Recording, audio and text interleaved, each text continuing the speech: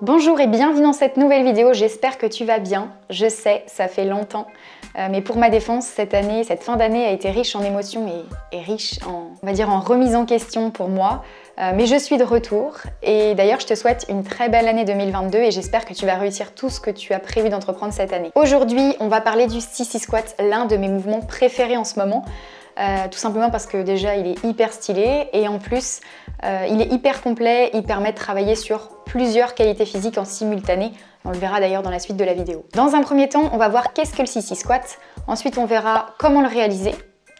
On s'intéressera à l'apprentissage de ce mouvement et puis on terminera par voir quels sont les différents bénéfices qu'on aurait à intégrer le Sissy Squat dans nos entraînements. Et on commence tout de suite avec le premier point, qu'est-ce que le Sissy Squat? Le Sissy Squat est un exercice avancé du squat qui se réalise au poids de corps. La différence qu'il va avoir comparé aux différentes variantes du squat, c'est que les hanches restent fixes et donc il nécessite seulement une flexion de genou et une flexion de cheville, ce qui permet d'isoler davantage les quadriceps. Donc je rappelle le droit fémoral, le vaste intermédiaire, le vaste latéral et le vaste médial.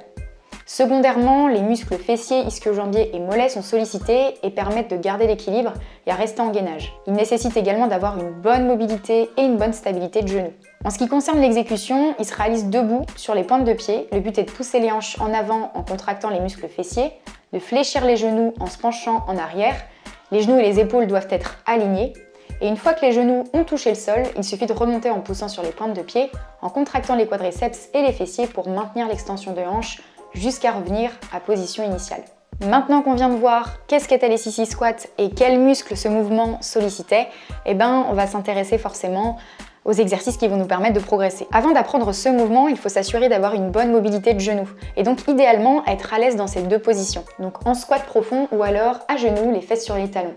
Si tu es à l'aise dans ces deux positions, sur les squats classiques ou bien sur les pistol squats, alors tu seras prêt à apprendre ce mouvement. Et si jamais tu n'es pas du tout à l'aise dans ces deux positions, je vais te recommander de te concentrer sur les exercices d'étirement qu'on verra juste après. Dans un premier temps, il va falloir qu'on comprenne la technique. On voit souvent des personnes qui veulent brûler les étapes en voulant absolument apprendre un mouvement sans assistance. Sauf que cet exercice ne demande pas uniquement de la force et de la mobilité, il demande également de l'équilibre et de la coordination. Et donc ça fait pas mal de choses sur lesquelles il faut se concentrer au départ et le cerveau ne va peut-être pas tout intégrer en même temps. Donc la première chose à faire, c'est d'essayer de comprendre le mouvement. Et ce qui va être intéressant, ça va être de travailler les Sissy Squats en tenant quelque chose de manière à enlever le facteur d'équilibre. Te tenir te permettra de comprendre les activations musculaires que tu vas devoir mettre en place pour réaliser le mouvement en entier. Ici, ce que je peux te conseiller, c'est de ne pas trop t'aider lors de la descente, d'essayer de résister le plus possible en prenant ton temps. Ça te permettra de gagner de la force dans toute l'amplitude travaillée. On est beaucoup plus fort en excentrique qu'en concentrique, donc n'hésite pas à réaliser la descente sans assistance, puis à t'aider d'un support à la remontée. Ici, tu peux faire entre 3 et 5 séries de 8 à 15 répétitions. Tu peux également faire des Sissy Squats en amplitude réduite, mais cette fois sans te tenir pour commencer à travailler ton équilibre. Il te suffira simplement de placer le support devant toi, de le toucher avec tes genoux. C'est important d'ailleurs que tu choisisses un support qui te permette de réaliser entre 3 et 5 séries de 8 à 15 répétitions. Donc même si ton support est haut au départ, c'est pas grave. Ce qui compte, c'est que tu contrôles totalement l'amplitude de mouvement sur toutes tes répétitions. Et ici, plus tu seras à l'aise, plus tu pourras réduire l'épaisseur de ton support jusqu'à toucher le sol directement. Et une fois que tu seras arrivé à cette étape-là, tu pourras peut-être apprendre les Sissy Squats en amplitude augmentée. Et donc, il te suffira de te positionner sur un support. Ça te permettra de développer ta force dans une plus grande amplitude de mouvement et ça te demandera une plus grande souplesse au niveau des quadriceps et donc une plus grande mobilisation des genoux et des chevilles. Et là, on vient de voir ensemble comment travailler spécifiquement les Sissy Squats. Mais pour te permettre d'avoir plus de volume sur les quadriceps, je vais te recommander d'ajouter un exercice supplémentaire à ta programmation, un exercice qui va être similaire au Sissy Squat et qui va te permettre d'avoir de très bons ressentis dans les quadriceps. Et du coup, je vais te recommander de faire du bodyweight leg press. Ici, il faudra que tu te positionnes à genoux, que tu mettes les hanches en extension maximale, que tu contractes les muscles fessiers. Et le but ici va être de se pencher en arrière le plus bas possible et de revenir en position initiale sans fléchir les hanches. Et là, comme les Sissy Squats, il y a différentes manières de travailler. Soit en amplitude complète avec assistance, soit en excentrique, donc en retenant que la descente, ou bien en amplitude réduite. Je te conseille de toutes les tester et de voir ce qui fonctionne le mieux pour toi. En tout cas, reste sur des répétitions entre 8 et 15 en faisant 3 à 5 séries. Un des facteurs qui pourrait être limité dans l'apprentissage des sissy squats pourrait être ton manque de souplesse au niveau des quadriceps. Donc afin de l'améliorer, je te recommande de te positionner sur les genoux, les fesses sur les talons. Si cette position est inconfortable pour toi, je te recommande de te mettre sur la pointe de pied. Ça réduira l'étirement dans les hanches et les genoux. Ensuite, contracte les fesses et pousse les hanches en avant et fais une dizaine de répétitions.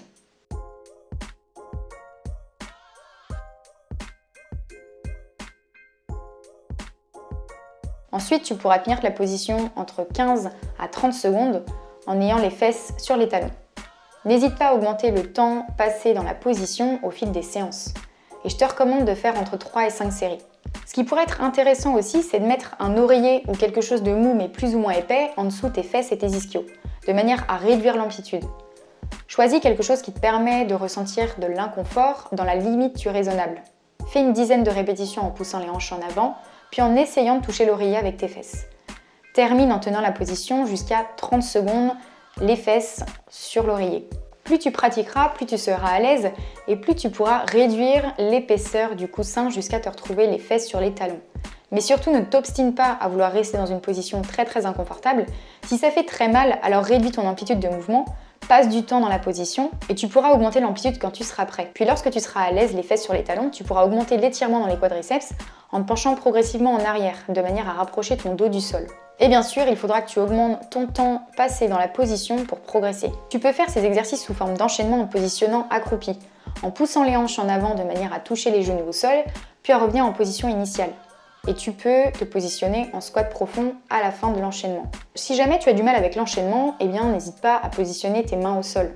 Et plus tu pratiqueras, plus tu commenceras à être à l'aise.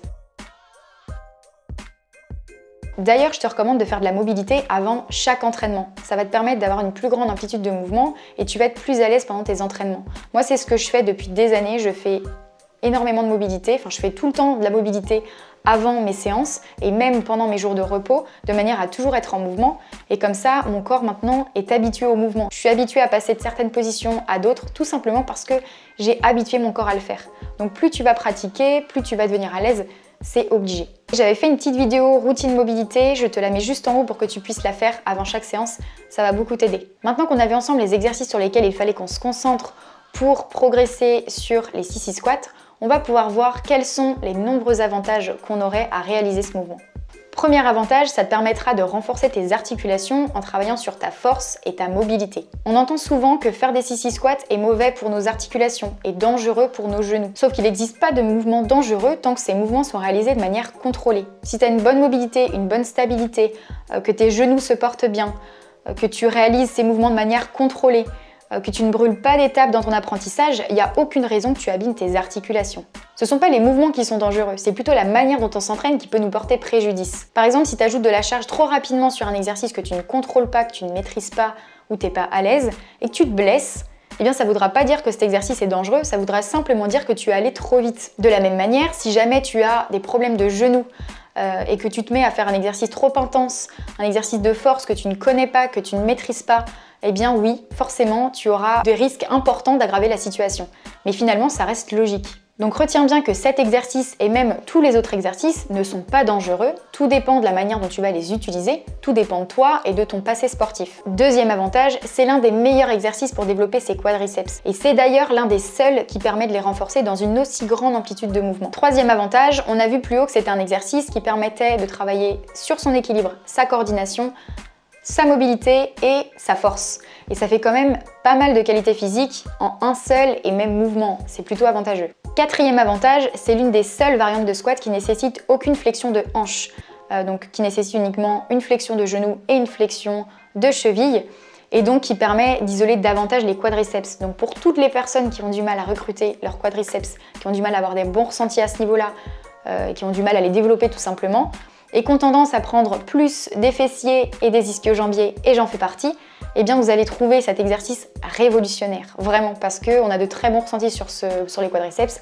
et puis forcément ça permet de les développer et au moins les fessiers et les ischio-jambiers ne prennent pas le dessus sur ce genre de mouvement. On termine avec le cinquième et dernier avantage, cet exercice se réalise partout étant donné qu'il ne demande aucun matériel et qu'il se réalise au poids de corps. On arrive sur la fin de la vidéo et on a vu ensemble qu'est-ce qu'étaient les pistol squats, comment les réaliser, quels étaient les exercices qu'il fallait qu'on mette en place pour progresser et on a terminé par voir les nombreux avantages qu'on avait à ajouter ce mouvement à nos entraînements. En tout cas, j'espère que cette vidéo t'a plu et qu'elle te donnera envie d'apprendre ce mouvement. Si jamais tu as des petites questions ou alors que tu veux me faire part de tes progressions, eh bien n'hésite pas à me les envoyer directement sur Instagram. Je te mets le lien de mon compte juste en barre d'infos.